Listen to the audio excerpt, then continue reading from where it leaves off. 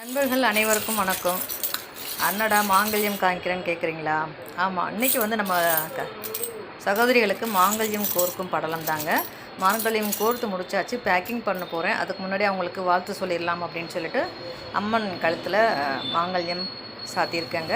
அவங்களுக்கு நம்ம வாழ்த்து சொல்லிவிட்டு பேக்கிங் பண்ணிக்கலாம். நீங்களும் சேர்ந்து வாங்க, வாழ்த்து சொன்ன. நம்மளோட அனைத்து உழுக்களும் எப்போயுமே சாமியோட பாதத்தில் தாங்க இருக்கும். ஏன்னா எப்போவுமே சாமியோட பிளெஸ்ஸிங்ஸோடு நம்ம உருக்கள் எடுத்து வச்சு கோர்க்கிறது தான் முறை. ஸோ அந்த வகையில் இதுதான் நம்மளோட மாங்கல்ய உருக்கள். சாமி பாதத்தில் வச்சுருப்பேன் எப்போவுமே.